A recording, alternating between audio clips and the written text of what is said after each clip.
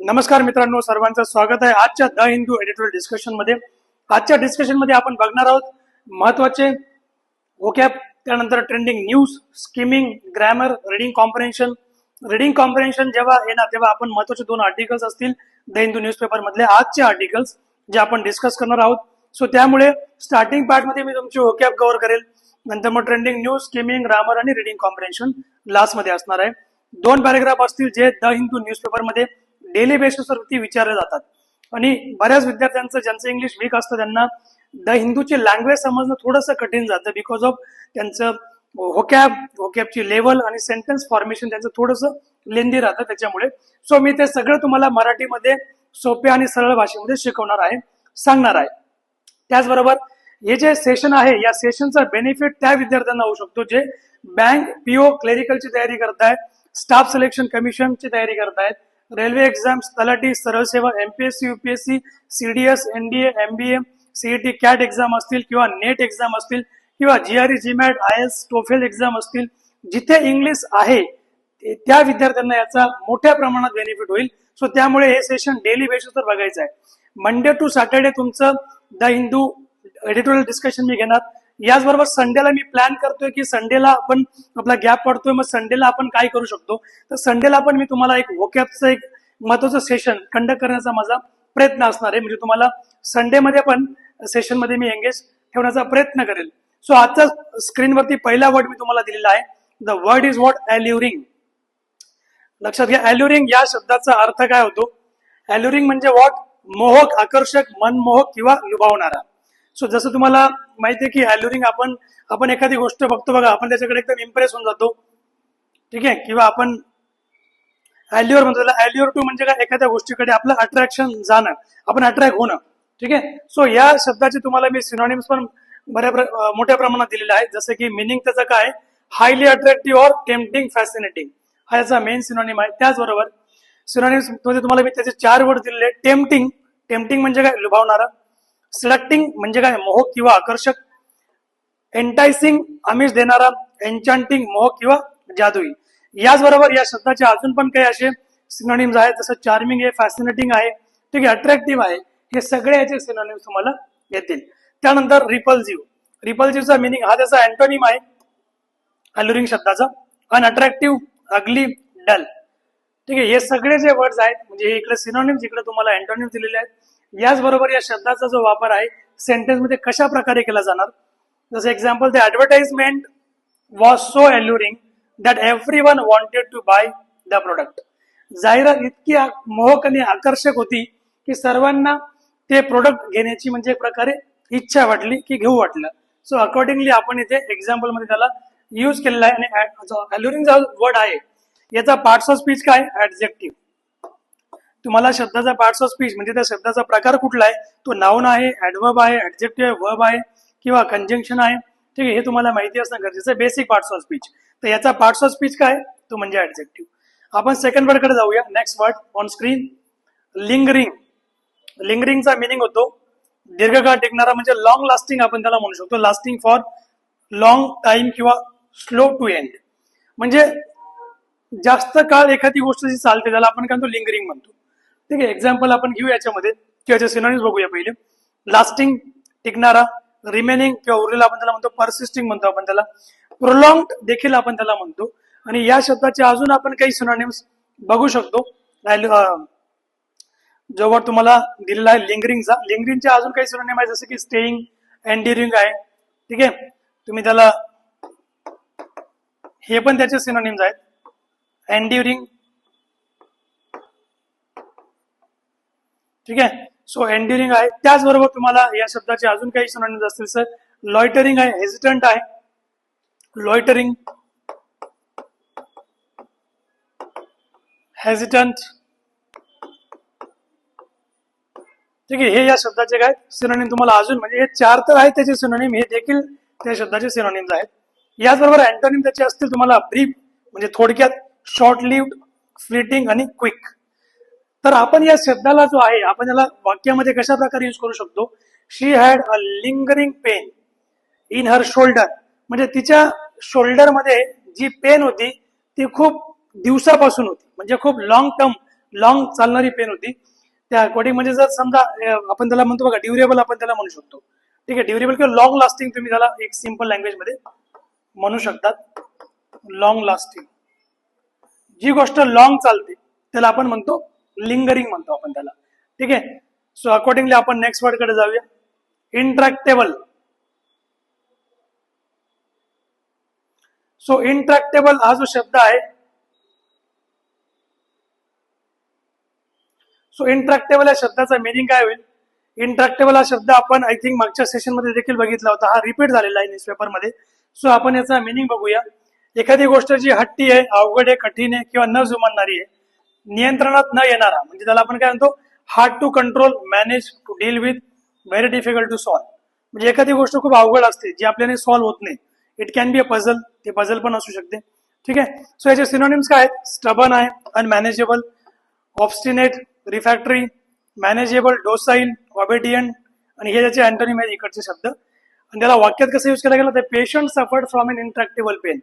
इंट्रॅक्टेबल pain म्हणजे काय? अशी पेन जी आउट ऑफ कंट्रोल होती, असे सफर्ड म्हणजे पेशंट सफर्ड म्हणजे काय?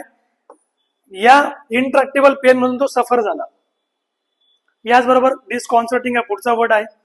डिस्कॉन्सर्टिंगचा मिनिंग असतो अस्वस्थ करणारा किंवा गोंधळात टाकणारा किंवा बेचैन करणारा किंवा धास्ती वाटणारा, त्याला आपण काय म्हणतो? डिस्कॉन्सर्टिंग म्हणतो. सो डिस्कॉन्सर्टिंग या शब्दाला आपण इंग्लिशमध्ये त्याचा मिनिंग आहे causing one to feel unsettled, confused, disturb, bewildered पण तुम्ही त्याला म्हणू शकता. बेविल्डर्ड हा एक त्याचा सिनोनिम आहे. Bewildered. So along with this unsettling, disturbing, upsetting आणि कन्फ्युजिंग हे देखील त्याचे सिनोनिम्स आहेत. अँटोनिम कसे? डिस्कॉन्सर्टिंगचे कम्फर्टिंग आहे, रिअश्युरिंग आहे, कामिंग आहे, सुथिंग आहे. सो त्याचे अँटोनिम्स याचबरोबर वाक्यात त्याला या प्रकारे यूज केला गेला. It was disconcerting to hear sudden loud noises in the dark.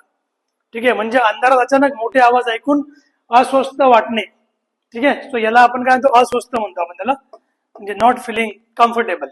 Okay, त्याला आपण म्हणतो डिस्कॉन्सर्टिंग. पुढचा वर्ड आहे टेरेन. टेरेनचा मिनिंग आहे भूभाग किंवा प्रदेश, भौगोलिक रचना, जमिनीचा प्रकार. सो इंग्लिश मिनिंग आहे त्याचा stretch or type of land, physical features of a piece of ground. म्हणजेच इन शॉर्ट आपण त्याला म्हणू शकतो land, synonyms ground, landscape, topography देखील तुम्ही म्हणू शकतात, रिजन म्हणू शकतात, टेरिटरी म्हणू शकतात. ठीक आहे, असे खूप सारे त्याचे सिनोनिम्स वर्ड्स आहेत या वर्डचे. याचबरोबर तुम्हाला आणखी जर सिनोनिम त्याचे पाहिजे असतील तर टेरेनचे आपण ते घेऊ शकतो, जसं की फील्ड म्हणू शकता तुम्ही, जॉग्राफी म्हणू शकतात. Okay, topography, geography etcetera. आणि या शब्दाचे सिनोनिम्स कुठले? Sky, sea, water, ocean etcetera. या शब्दाला वाक्यात कशा प्रकारे यूज केला जातो? This mountain terrain is difficult for farming. म्हणजे हा पर्वतीय जो प्रदेश आहे, दिस माउंटेन टेरेन, म्हणजे टेरेन म्हणजे काय? प्रदेश म्हणजे रिजन, भूभाग त्याला आपण म्हणू शकतो. इज डिफिकल्ट फॉर फार्मिंग, शेतीसाठी काय? कठीण आहे. सो अकॉर्डिंगली नेक्स्ट वर्ड आपण घेऊया एस्टोराइन. एस्टोराइन शक्यतो हा जो असतो हा पाण्याशी संबंधित असतो, थोडंसं आपण त्याला खाडी वगैरे टाईप म्हणतो. ठीक आहे, सो एस्टोराइन जर तुम्ही बघितलं जॉग्राफिकली हा वर्ड जास्त करून यूज केला जातो. जॉग्राफीच्या तुम्हाला टेक्स्ट बुक मध्ये तो मिळेल एस्टोराइन. तो एस्टोराइनचा जो मिनिंग आहे त्याचे आपण काही सिनोनिम्स बघूया. जसं ऑन स्क्रीन जे तुम्हाला आहे, जसं कोस्टल एरिया आपण त्याला म्हणू शकतो. ठीक आहे, समुद्रीय किनारपट्टी. ठीक आहे, किंवा समुद्र किनाऱ्याशी संबंधित असलेला कोस्टल. रिव्हराईन एक आहे त्याचा, टायडल आणि मरीन. त्याचबरोबर अँटोनिम्स त्याचे काय आहेत? इनलँड, टेरेस्ट्रियल, फ्रेश वॉटर आणि अपलँड. म्हणजे अंतर्गत समुद्र किनाऱ्यापासून दूर असलेला, आणि एस्टोराइन म्हणजे काय? समुद्र किनाऱ्यापाशी जवळ असलेला. आणि इथे तुम्हाला इमेज थ्रू दाखवलेले आहे की एस्टोराइन या भागाला काय म्हणतो आपण? एस्टोराइन म्हणतो. ठीक आहे, म्हणजे तुम्हाला इमेज थ्रू इमिजिएटली क्लिअर होईल की एस्टोराइन कशाला म्हटलं जातं.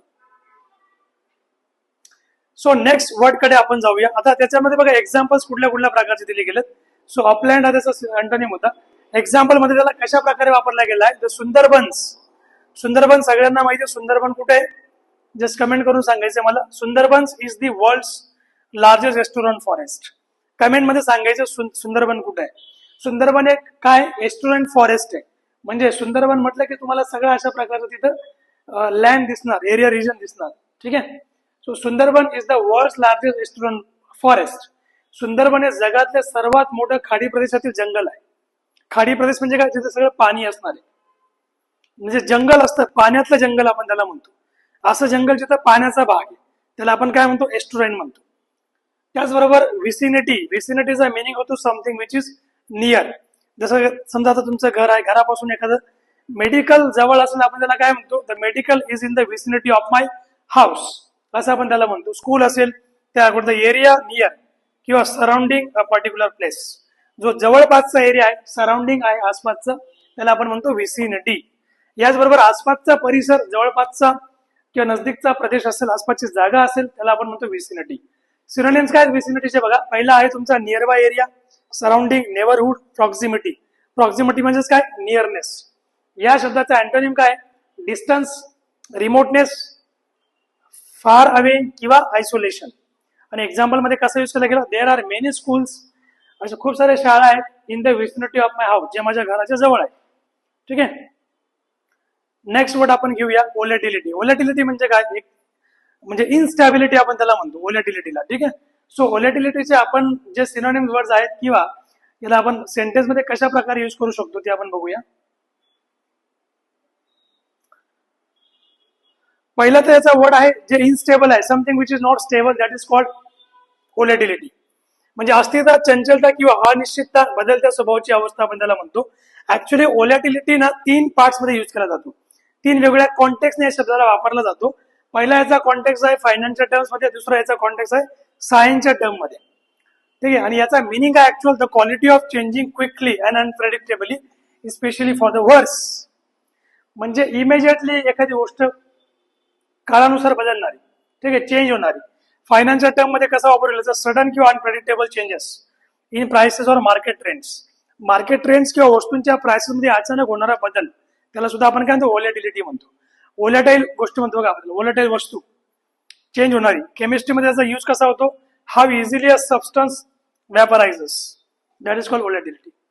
याचे जे सिनोनिम्स आहेत ते इन्स्टॅबिलिटी, अनप्रेडिक्टेबिलिटी, चेंजेबिलिटी आणि फिकलनेस. फिकलनेस म्हणजे तेच, म्हणजे वार असा चेंज होणार. ठीक आहे. म्हणजे परिस्थितीनुसार म्हणा किंवा सडनली पण त्याच्यामध्ये चेंज येऊ शकतो विदाउट हॅव्हिंग एनी सिच्युएशन. याचा अँटोनिम काय, स्टॅबिलिटी, स्थैर्य, स्टेडीनेस, स्थिरता किंवा सातत्य, कन्सिस्टन्सी आणि सर्टन्टी. सो यांचे अँटोनिम्स आहेत. आणि एक्झाम्पल मध्ये कशा प्रकारे यूज होईल, the volatility of the stock market. आता याला फायनान्शियल टर्म्स मध्ये मी घेतलेले, the volatility of the stock market. Stock मार्केटमध्ये जी काही अस्थिरता आहे ती मेक्स इन्व्हेस्टर्स नर्वस.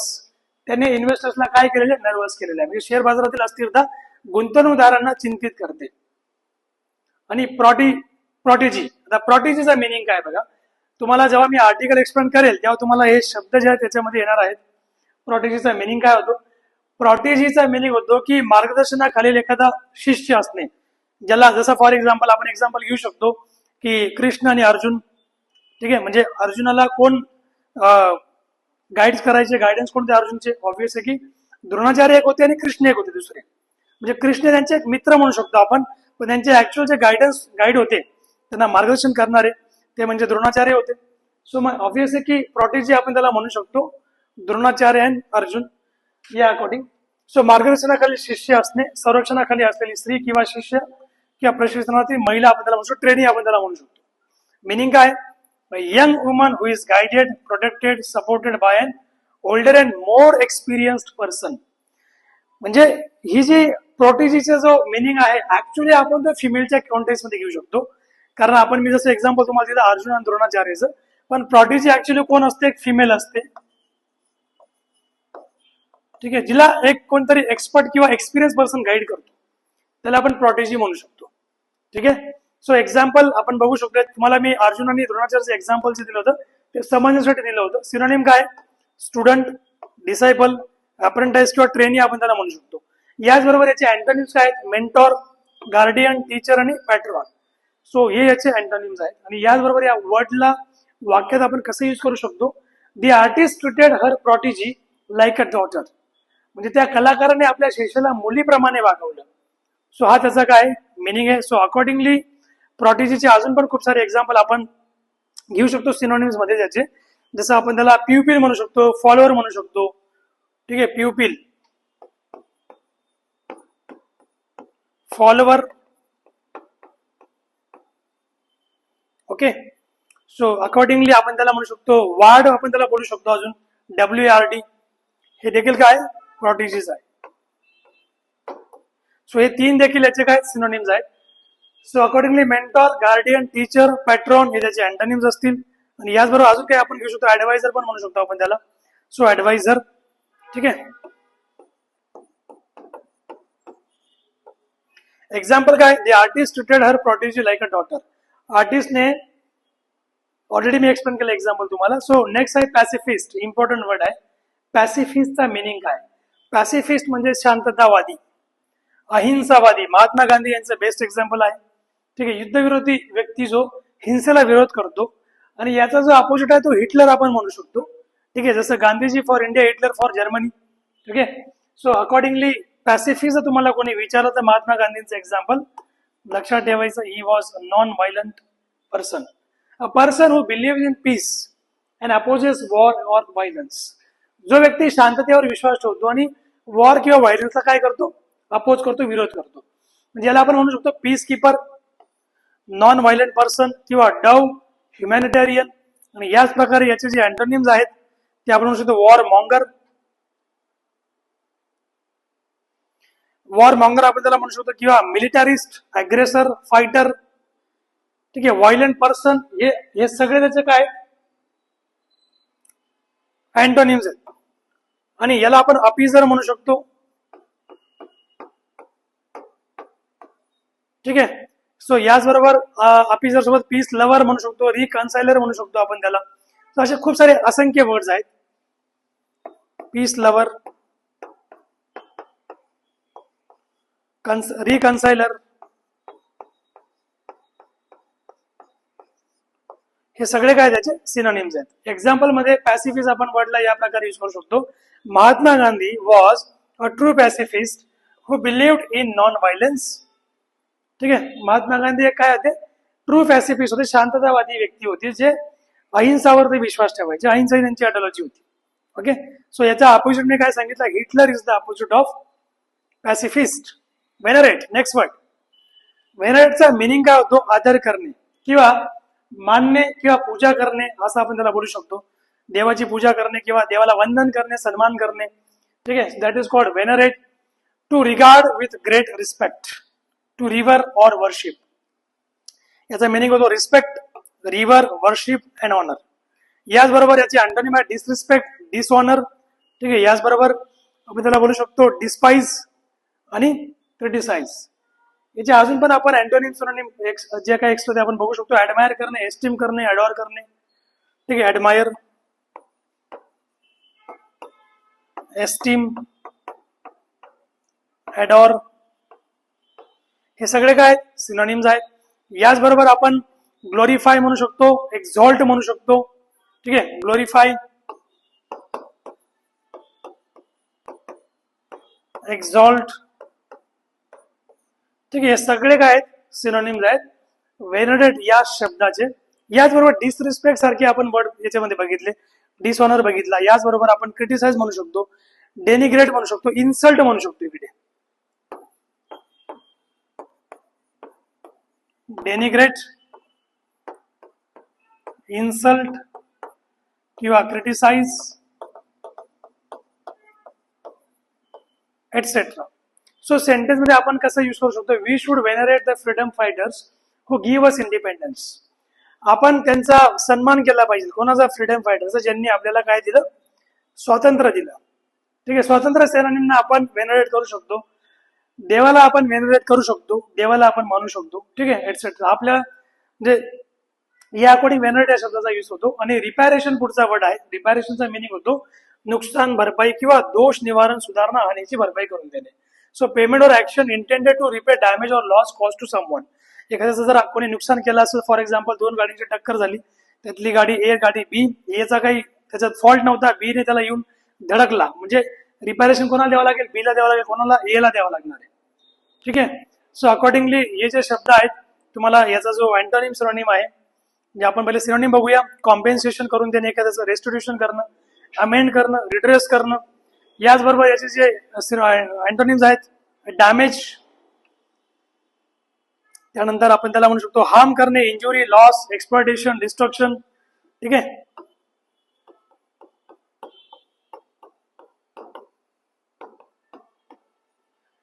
डिस्ट्रक्शन आपण त्याला बोलू शकतो. हे सगळे काय आहेत, अँटोनिम्स आहेत. याचबरोबर आपण त्याचे काही सिनोनिम बघू शकतो. Indemnity, reimbursement, repair. रिइंबर्समेंट पण याला आपण वर्ड यूज करू शकतो. रिएम्बर्समेंट, इंडेमनिटी पण चालेल. इंडेमनिटी किंवा आपण त्याला म्हणू शकतो रिपेअर. सो रिपॅरेशनचे एवढे सगळे मिनिंग आहे. रिपॅरेशनला आपण वाक्यात यूज करू शकतो the country paid reparation to the victims of the war. म्हणजे वॉर मध्ये जे बळी होते, बळी पडले, ज्या लोकांनी म्हणजे देशाने युद्धातील बळींना नुकसान भरपाई करून दिली, असं याचा मिनिंग होतो. याचबरोबर कॉन्टेंट, आपण या शब्दाकडे आपण वाटचाल करतोय. पुढच्या कॉन्टेंटचा मिनिंग होतो संघर्ष करणे, लढा देणे, स्पर्धा करणे, युक्तिवाद करणे किंवा एखाद्या गोष्टीवर दावा करणे. म्हणजे काय, आर्ग्यू करणे, असर्ट, डिबेट, स्ट्रगल, हे सगळे वर्ड तुम्हाला कॉन्टेंटचे सिनोनिम याच्यामध्ये दिसतील. आणि कॉन्टेंटचे अजून पण खूप सारे सिनोनिम आहेत, जसं कॉम्पीट करणे, फाईट करणे. ठीक आहे. याचे काही मिनिंग तुमचे फाईट येतील, कॉम्पीट येतील. Fight, compete. याचबरोबर याचे आपण काही अजून सिनोनिम घेऊ शकतो, जसं डिस्प्यूट, VIE, वाई आपण त्याला म्हणू शकतो. डिस्प्यूट. ठीक आहे. सो एटसेट्रा आपण करू शकतो. पुढे त्यानंतर पुढचं तुमचं आहे, याचा अँटोनिम काय, ऍग्री, सहमत होणे, इल्ड, सबमिट, कॉन्सीड किंवा पीस पण आपण त्याला म्हणू शकतो. त्याचा जो अँटोनिम तुमचा होऊ शकतो पीस करणे किंवा सरेंडर करणे, कॉन्सीड करणे, सप्लाय करणे, सॉरी कॉम्प्लाय करणे आपण त्याला म्हणू शकतो. कॉम्प्लाय, कॉम्प्लाय. ठीक आहे. किंवा कॉन्सीड तुम्ही त्याला म्हणू शकतात किंवा सरेंडर म्हणू शकतात. ठीक आहे, सरेंडर पण चालेल.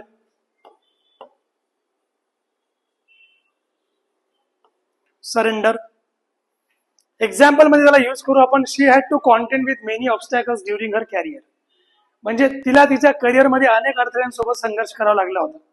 म्हणजे इथं कॉन्टेंटचा मिनिंग, कॉन्टेंट विथ ही फ्रेज आहे, ही तुम्हाला पुढे येणार आहे. कॉन्टेंट विथ म्हणजे काय, अडथळ्यांना सामोरे जाणं. सो आता आपण हे जे वर्ड्स आपण याच्यामध्ये डिस्कस केले, 12 ते 13 वर्ड्स आपण घेतले, त्याचे आपण अँटोनिम सिनोनिम बघितलं. तर आपण पुढच्या पार्टकडे जाऊया. आजच्या न्यूजपेपरमध्ये, न्यूजपेपर आर्टिकल्समध्ये काही महत्वाच्या फ्रेजेस पण आलेल्या होत्या, ज्यांच्या आज आपण मिनिंग्स बघूया. पहिली फ्रेज ऑन स्क्रीन आहे, ज्याचा आपण बघूया सेट अ रेकॉर्ड. याचा मिनिंग काय होतो? सेट अ रेकॉर्ड म्हणजे काय, to achieve something that no one has done before. अशी एखादी गोष्ट अचीव्ह करणे जी अगोदर कोणीच केलेली नसेल, म्हणजे नवीन विक्रम प्रस्थापित करणे किंवा आधी कधी न घडलेली कामगिरी करणे.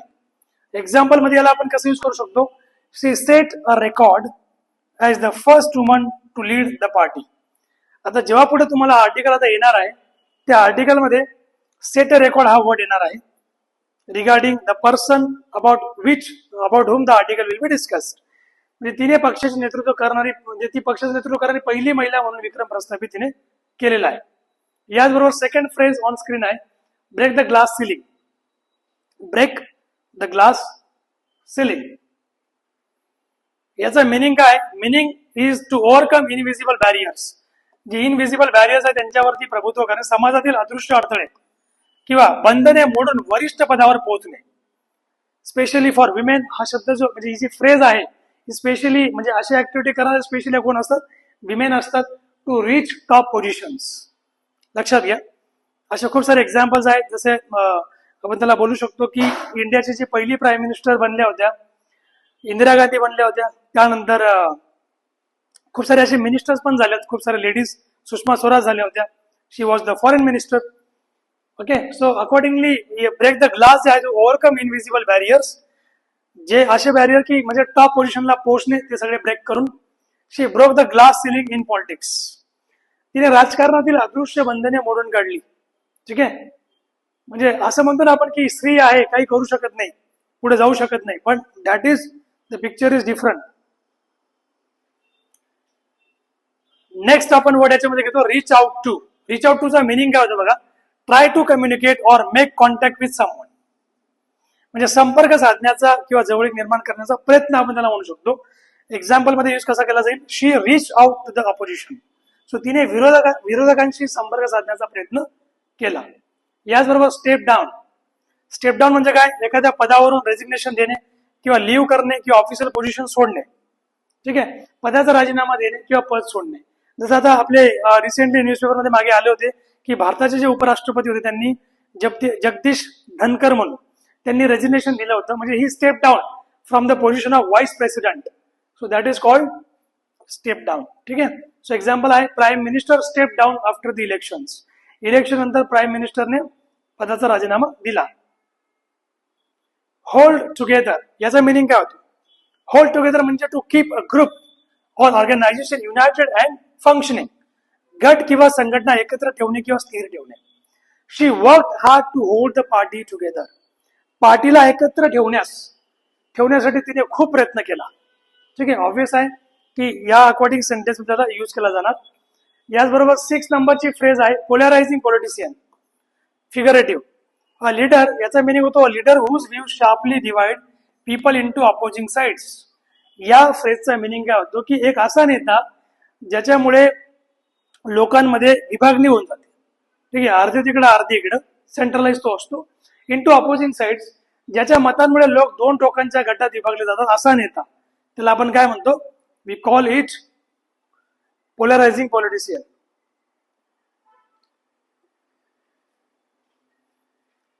नेक्स्ट फ्रेज कडे आपण जाऊया. Drive a hard bargain.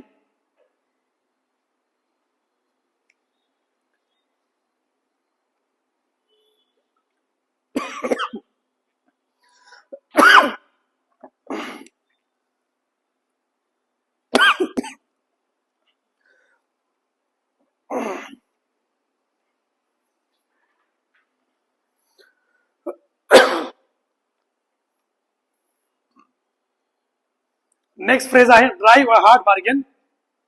So याचा मिनिंग आहे to negotiate very strictly, to demand tough terms in a deal.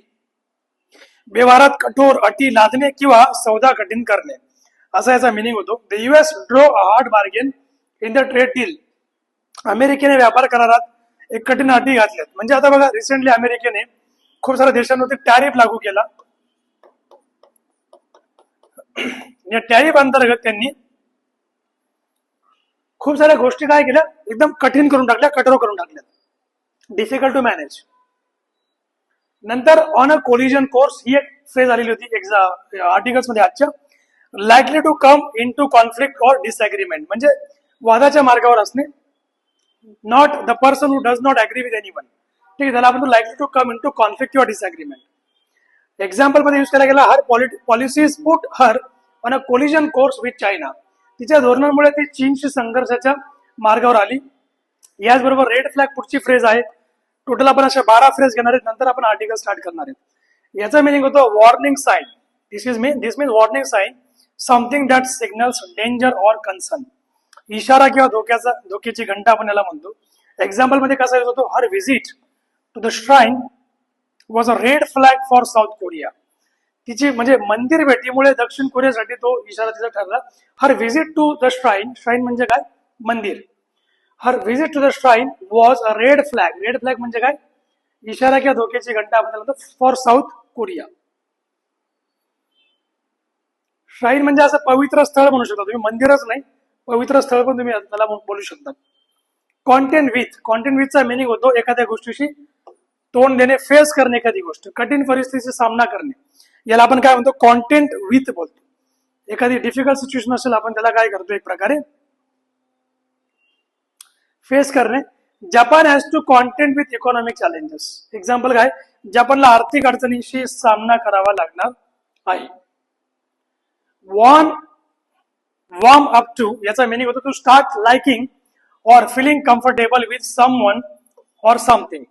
म्हणजे कोणाबद्दल हळूहळू आपुलकी किंवा अनुकूल भावना निर्माण होणे. एक्झाम्पल मध्ये use South Korea began to warm up to Japan. दक्षिण कोरिया हळूहळू जपानकडे अनुकूल झाला. म्हणजे याचा आपण जेव्हा यूज करणार सेंटेन्स मध्ये तुम्हाला तो प्रॉपर यूज कुठे होईल, South Korea began to warm up to Japan. याचबरोबर नेक्स्ट आपण घेऊया शोरअप. ही लास्ट फ्रेज आहे. देन आपण येऊया आर्टिकल कडे, महत्वाच्या आर्टिकल्स कडे. शोरअपचा मिनिंग काय होतो, शोरअप म्हणजे काय, to strengthen or support something that is weak or unstable. दुर्बल गोष्ट किंवा बळकट करणे. ठीक आहे, दुर्बल एखादी गोष्ट असते त्याला मजबूत करणे, आधार देणे. जसं एक्झाम्पल मध्ये आपण युज करू शकतो, she try to shore up the economy. तिने इकॉनॉमीला मजबूत करण्याचा प्रयत्न केलेला आहे. ठीक आहे, सो मजबूत करणे त्याला आपण शोर अप म्हणतो. वाढवणे, स्ट्रॉंग करणे. ओके, सो अकॉर्डिंगली आपण हे सगळं जे आहे डिस्कशन व्होकॅबचं बघितलं. जवळपास आपण याच्यावरती 30 मिनिट स्पेंड केले. पण 30 मिनिट्स मध्ये तुम्हाला खूप सारे महत्वाचे वर्ड्स, त्यांचे अँटोनिम्स, सिनोनिम्स, तसेच इडियम्स आणि फ्रेजेस, त्यांचे मिनिंग्स आणि त्यांना सेंटेन्स मध्ये कशा प्रकारे यूज केला जाणार, त्यांचा मराठी मिनिंग. सगळ्यात महत्वाचं म्हणजे ज्यांना इंग्लिश टू इंग्लिश मिनिंग समजण्यास कठीण जातं त्यांच्यासाठी मी मराठी मिनिंग देखील ऍड केलेत. सो ते तुम्हाला अजून इझी वाटणार. ठीक आहे, समजण्यासाठी. आता आपण आर्टिकलकडे येऊया. The article is for reading. The article title आजचं द हिंदू मधले मेजर आर्टिकल आहे, एडिटोरियल आर्टिकल आहे, ज्याचं टायटल आहे marshland trap on Sir Creek. Sir Creek काय ते आपण बघूया. Pakistan activities. India must address its concern about Pakistan activities with care. October 6, 2025 आजचं आर्टिकल आहे. आणि या आर्टिकलमध्ये काय बोललेलं आहे, इंडिया पाकिस्तानचं कन्फ्रंटेशन किंवा दोघांमध्ये एक प्रकारे काय ऍक्टिव्हिटीज चालू आहेत ते अकॉर्डिंग ऑथर म्हणतोय की मार्शलँड ट्रॅप. मार्शलँडचं मिनिंग काय होतं माहितीये? मार्शलँड म्हणजे काय? मार्शी, त्याला आपण दलदल म्हणतो, एखाद्या दलदलीमध्ये फसणे. ठीक आहे, सो मार्शलँड, वी कॉल इट मार्शलँड. तर आपण आर्टिकल वाचायला सुरुवात करूया. लाईन टू लाईन समजून घेऊया प्रॉपर मिनिंग मध्ये. ठीक आहे, आज थोडी आपण पाकिस्तानला फायरिंग करूया आर्टिकल मधून, थोडे फटके देऊया त्यांना. क्रिकेटमध्ये आपण फटके दिलेच आहेत, आता आपण त्यांना आर्टिकल मधून फटके देऊया 2-4, म्हणजे परत ते अशी ऍक्टिव्हिटी करणार नाही. ठीक आहे, सो बघूया. Alluding to intelligence reports. लक्षात घ्या, इंटेलिजन्सचे रिपोर्ट्स आले of Pakistan heavy military activity. पाकिस्तानने in area adjoining Sir Creek. Sir Creek म्हणून जो एरिया आहे याच्याबद्दल मी तुम्हाला सांगणार आहे. सर क्रिक जो एरिया आहे हा गुजरातचा जो रन ऑफ कच्छ आहे आणि पाकिस्तानचं जे सिंध राज्य आहे या दोघांमधला एक एरिया आहे. ठीक आहे, सर क्रिक त्याला म्हणतात. याचं जुनं नाव जो होतं याचं बंदगंगा म्हणायचं पहिले, याला बंदगंगा. ठीक आहे, हे जुनं नाव होतं त्याचं. पण जेव्हा ब्रिटिश शासन आलं तर ब्रिटिश शासनने हे नाव काढून त्यांनी याला नाव दिलं सर क्रिक. तर आता रिसेंटली सर क्रिक या एरियामध्ये पाकिस्तान आपली हेवी मिलिटरी ऍक्टिव्हिटी करते असे इंटेलिजन्सचे रिपोर्ट्स समोर आलेले आहेत. आणि defence minister Rajnath Singh has warned Pakistan against any adventurism. आणि हा जो एरिया आहे सर क्रिक हा एक डिस्प्युटेड एरिया आहे between India and Pakistan. So हा जो एरिया आहे सर क्रिक, इथून म्हणजे रन ऑफ कच्छ गुजराती बाउंड्री ती जवळ पडते, किंवा पाकिस्तानचं जे सिंध एरिया आहे वेस्टला ते आणि ईस्टला आपलं रन ऑफ कच्छ पडतो. So defence minister Rajnath Singh यांनी पाकिस्तानला वॉर्निंग दिलेली आहे, जर कुठल्याही अशा तुम्ही तिथे काड्या करण्याचा प्रयत्न केला तर तुम्हाला फटकी दिल्याशिवाय आम्ही राहणार नाही. So mister Singh statement, Rajnath सिंगचं जे स्टेटमेंट आहे ते काय सांगते की route of Karachi passes through Sir Creek. विसरू नका, कराचीकडे येण्याचा जो मार्ग आहे तो सर क्रिक आहे. सो आम्हाला तिथे यायला वेळ लागणार नाही. Both puzzling and disconcerting considering the lingering tension. Lingering म्हणजे काय? Long term tension. म्हणजे इंडिया आणि पाकिस्तानमध्ये हा जो एरिया आहे, ठीक आहे, सो सर क्रिक नावाचा, इथे खूप म्हणजे वर्षापासून खूप टाइम पासून दोघांमध्ये टेन्शन आहे. म्हणजे टेन्शन एरिया आहे, प्रकारे डिस्टर्बन्स एरिया आहे. And the absence of diplomacy between India and Pakistan. म्हणजे तो असा एरिया आहे की तिथे कुठल्याही प्रकारची डिप्लोमसी नाहीये.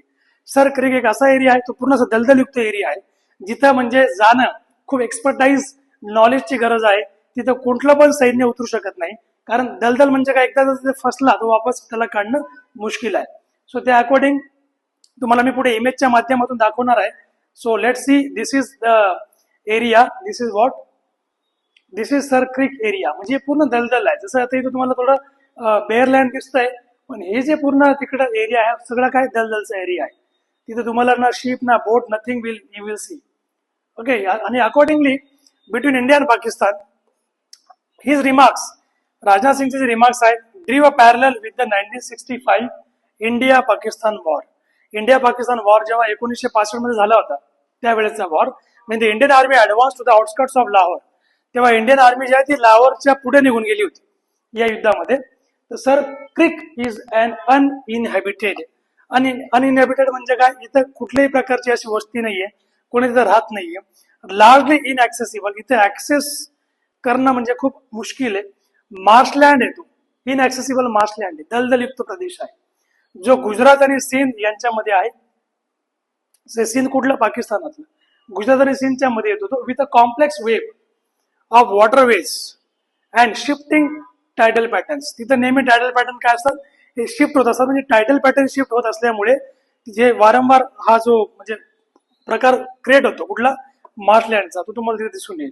It remains a dispute between the two countries. आणि हा जो एरिया आहे सर क्रिक नावाचा, तर हा दोन देशांमध्ये काय एक प्रकारे डिस्प्यूट आहे, वादात्मक एरिया, विवादात्मक एरिया आहे. Navigation is extremely challenging. Navigation सुद्धा तिथे ऍक्सेस करणं मुश्किल आहे अँड रिक्वायर्स एक्सपर्ट नॉलेज. आणि ह्या एरियामध्ये येणं जाणं म्हणजे फार एक्सपर्ट नॉलेजची गरज आहे. या अशा टेरेन म्हणजे काय? प्रदेश, भूभाग. इथे जाणं म्हणजे एक्सपर्ट नॉलेज लागेल. तो जो दलदलचा एरिया आहे तिथे तुम्हाला एकदम असे स्नेक्स आणि स्कॉर्पिओ मोठ्या मोठ्या प्रमाणात तुम्हाला दिसतात तिथे. So on the Indian side, भारताच्या साईडने एस्टोराईन रिजन जो आहे, एस्टोराईन म्हणजे खाडीचा जो प्रदेश आहे, is already under layered security.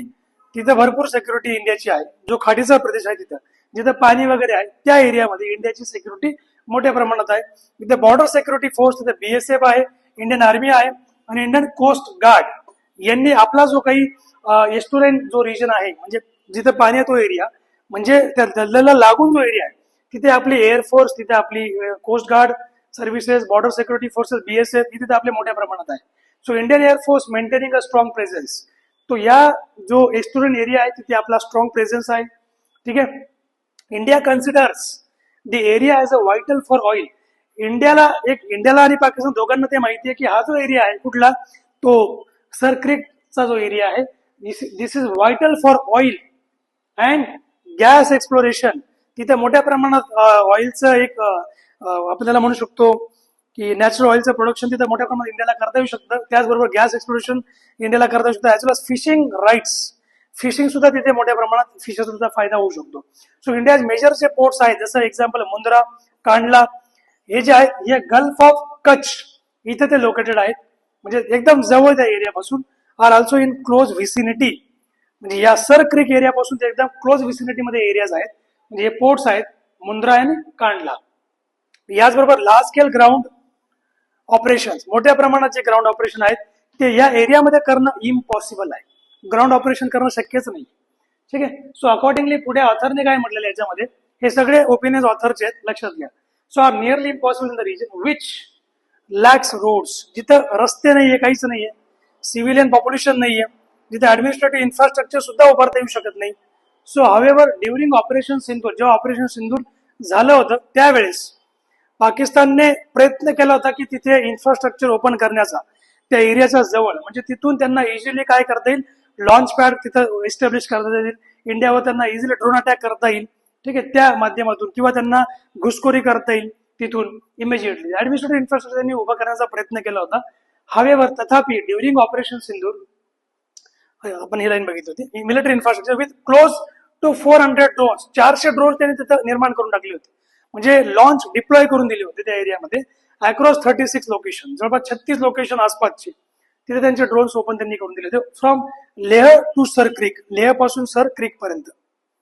So Indian forces neutralize many of them, पण इंडियन फोर्सेस त्यांना बरेचसे त्यांचे जे ड्रोन्स वगैरे होते त्यांना ते त्यांचं जे काही म्हणजे मिशन होते, त्यांची जी काही प्लॅनिंग होती ती आपली मोडून टाकली होती. But it perhaps signal the expansion of the front between the two countries. परंतु इट परहॅप्स सिग्नल म्हणजे एक गोष्ट काय होते की यांनी एक सिग्नल देऊन टाकलं त्या ऍक्टिव्हिटीजने, पाकिस्तानच्या ऍक्टिव्हिटीजने, की हे जे एक्सपॅन्शन आहे त्यांचं ड्रोन वगैरे दॅट ओपन द फ्रंट, एक प्रकारे ते fighting between the two countries, म्हणजे दोन देशांमध्ये तिथं एक प्रकारे फ्रंट म्हणजे कॉन्फ्लिक्ट तो क्रिएट करू शकतो.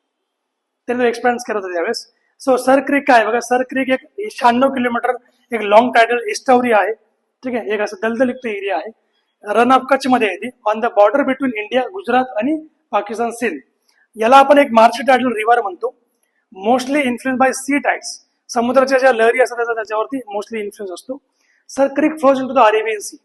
नंतर हे जे सर क्रिकचं जे पाणी आहे म्हणजे ते शेवटी कुठे जातं, अरेबियन सी कडे टर्न होतो. अकॉर्डिंगली सर क्रिक, तुम्हाला हे मराठीमध्ये पण मी ऑलरेडी त्याचं एक्सप्लेनेशन दिलेलं आहे.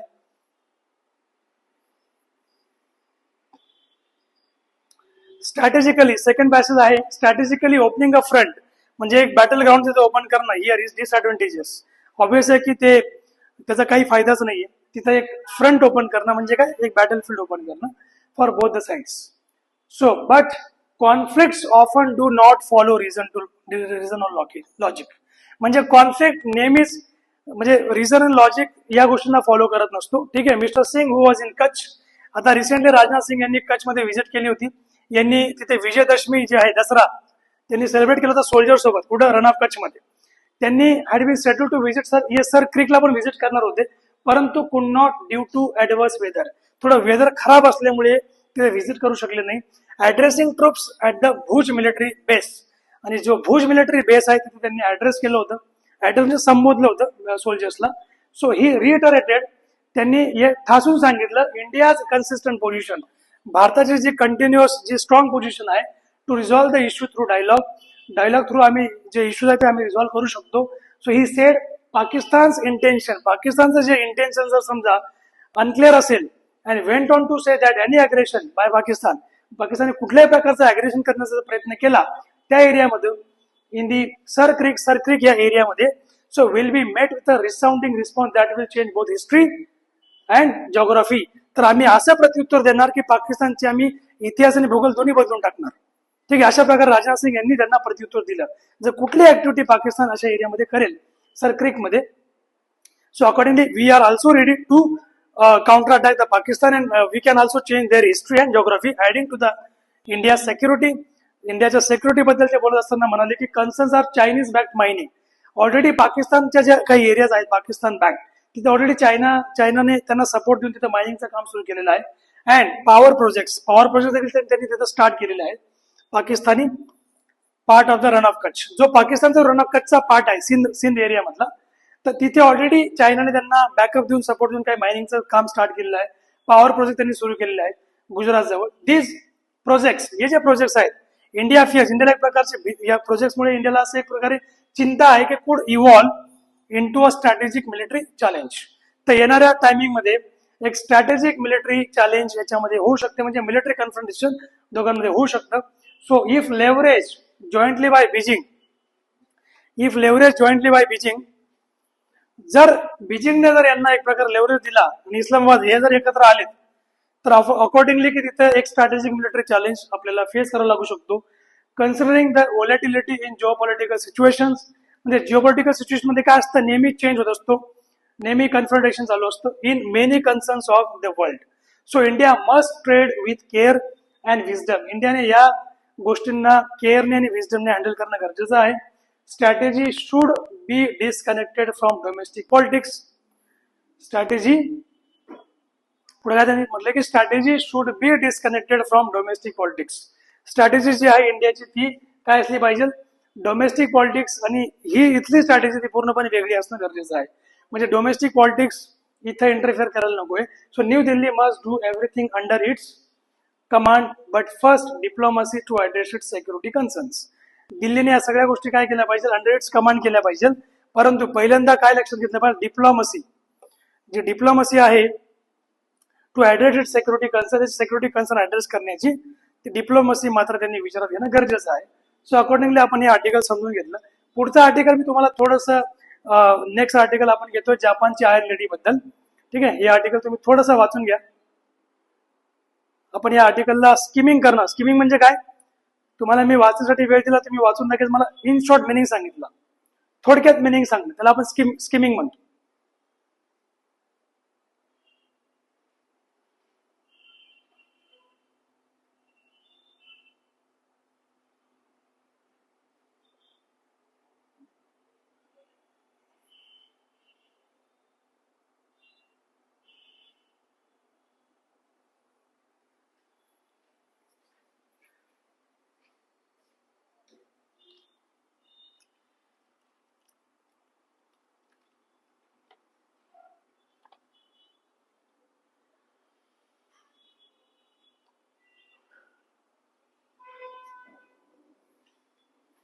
ओके, ठीक आहे.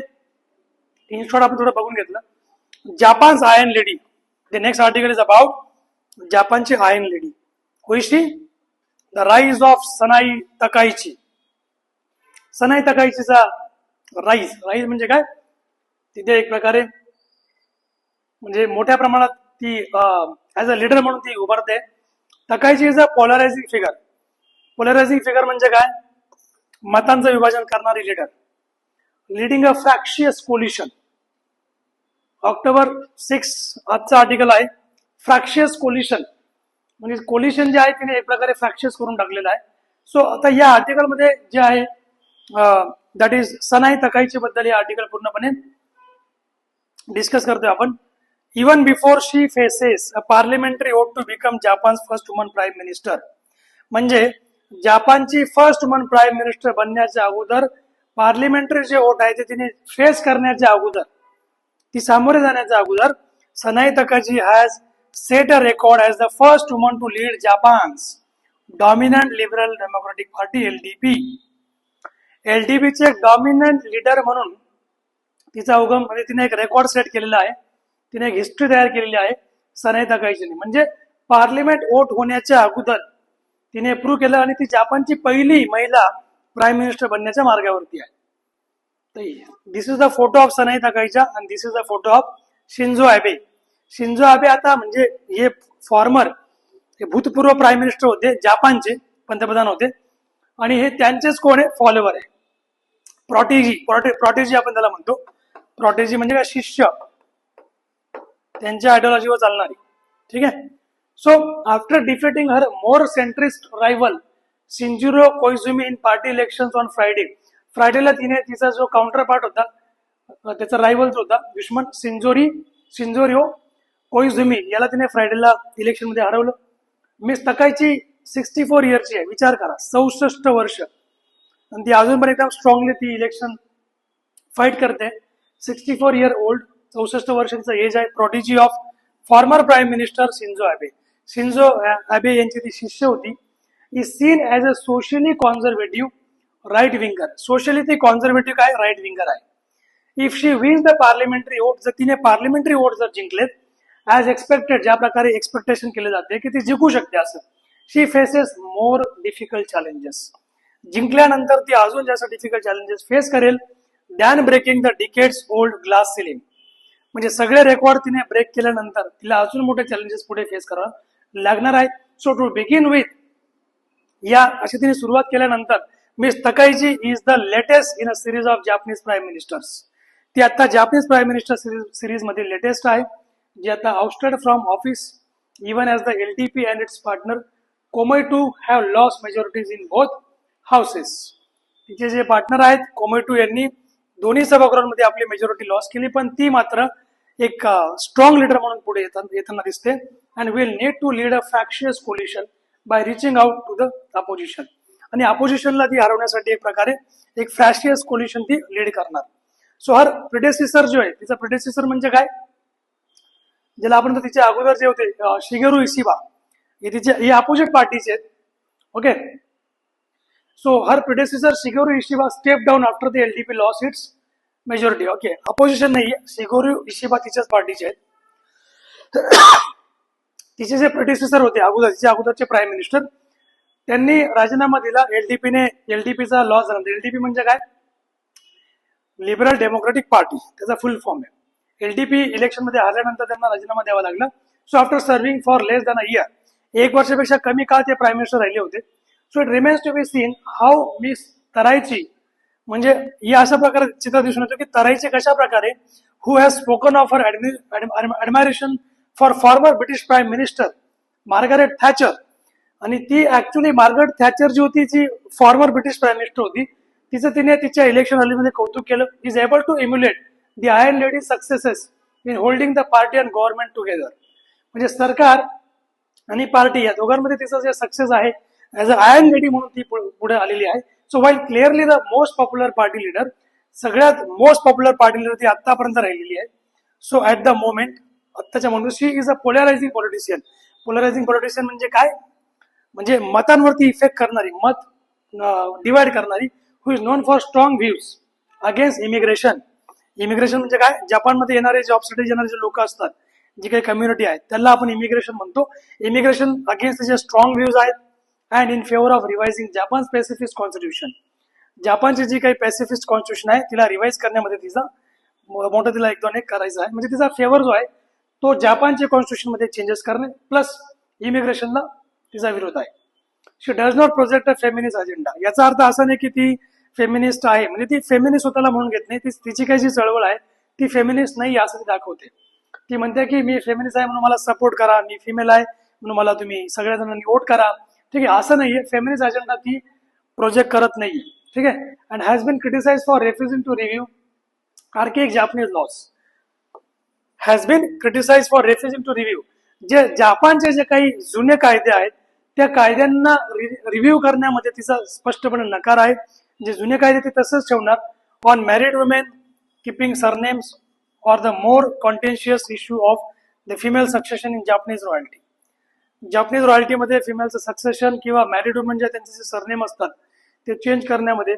सो अकॉर्डिंग जे जुने त्याचे जे लॉ आहे ते तसेच राहणार, त्याच्यामध्ये कुठल्याही प्रकारचा चेंज होणार नाही. सेकंड चॅलेंज त्याच्या पुढे असा आहे इज द जिओ पॉलिटिकल, तो म्हणजे भू राजकारणीय. Japan public confidence in the United States. जपानचा जो अमेरिकेवरती जो विश्वास होता तो आता काय एक प्रकारे तो हादरून गेलेला आहे. हॅज बीन शेकन. कशामुळे हादरला? By the Trump administration. याने सगळ्यांना त्रास दिलेला आहे डोनाल्ड ट्रम्पने. ठीक आहे. सो याच्या ऍडमिनिस्ट्रेशनमुळे याने जे काही टॅरिफ वगैरे लागू केलेत देशांवरती, जपानला पण याने टॅरिफ लागू केलेत. सो या गोष्टीमुळे तिचा जो कॉन्फिडन्स आहे डोनाल्ड ट्रम्प किंवा अमेरिकन गव्हर्नमेंटवरती तो ऑब्व्हियस आहे की तो थोडा डाऊटफुल आहे की सेकंड तो तिचा हादरलेला आहे. So including driving a hard bargain on the free trade agreement. So free trade agreement यांच्यासोबत कशा प्रकारे केली जावी, ठीक आहे, या गोष्टीवरती विचार करते. मी तकाईची एक हार्ड लाईनर आहे ऑन चायना. चायना ऑब्व्हियस आहे की चायनासोबत म्हणजे तिचे जे काही मतभेद आहेत किंवा जे ओपिनियन ते काही एवढं काही इन फेवर नाहीये. which could put her on a collision course with Beijing.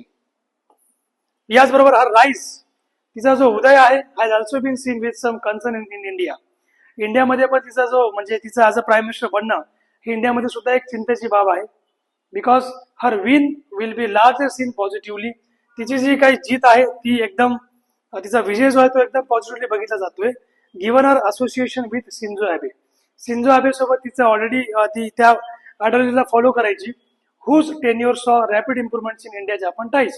आणि ऑब्व्हियस आहे की तिचं जे काही शिंझो अॅबेच्या टाइमला भारत आणि जपान यांच्यामध्ये खूप मोठ्या प्रमाणात एक आपण म्हणू शकतो की रिलेशन खूप इम्प्रूव्ह झाले होते. टाय खूप चांगल्या प्रकारे दोघा देशांमध्ये होते. So accordingly the government will seek to continue its cooperation on many fronts. So government obvious आहे की खूप साऱ्या फ्रंट्सवरती कॉपरेशन करायला तयार आहे, स्पेशली इन टेक्नॉलॉजीमध्ये, क्रिटिकल मिनरल प्रोसेसिंगमध्ये. सगळ्यात महत्वाचं म्हणजे uncertainty over the Quad summit and mister Trump's. Quad म्हणजे माहिती तुम्हाला क्वाड समिट काय असतं? 4 देशांची मिळून एक संघटना आहे.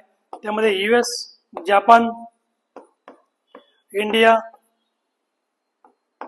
आणि ऑस्ट्रेलिया हे 4 देश म्हणून क्वाड तयार होतं. यांचं मेन इंटेन्शन काय? चायनाची जी रायझिंग पॉवर आहे इंडियन ओशन मध्ये, त्या चायनाच्या रायझिंग पॉवरला ओशन पॉवर बनण्यामध्ये त्याला कंट्रोल करणं, त्याचा किंवा त्याला विरोध करणं. ठीक आहे. सो अकॉर्डिंगली त्याची जी पॉवर ती कमी करणं ओशनच्या लेवलमध्ये. So New Delhi will hope to see a strong leader in Tokyo. म्हणजे ऑब्व्हियसली की भारत काही काळजी किंवा चिंता व्यक्त करत नाहीये, उलटा आपण पॉझिटिव्हली त्या गोष्टीकडे बघतोय. इंडिया पॉझिटिव्हली बघतोय की who will help shore up the geopolitical turbulence that the region now faces. ज्या अकॉर्डिंग आता जे काही जिओपॉलिटिकल जे काही टेन्शन्स आहेत ते जे आता इंडिया फेस करतो की ते आता हिच्या येण्यामुळे थोडे इम्प्रूव्हमेंटचे चान्सेस आहेत. South Korea which had begun to warm up to Japan. ज्याचा संबंध जपान सोबत चांगले व्हायला लागले होते.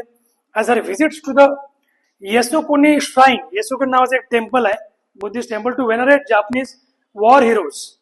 आणि या टेम्पलला तिने व्हिजिट केली आणि जपानचे जे वॉर हिरोज होते त्यांना तिने तिचा सन्मान केला, त्यांचा रिस्पेक्ट केला, त्यांचा वंदना बंदला एक प्रकारे पूजा करणे एक्सेट्रा.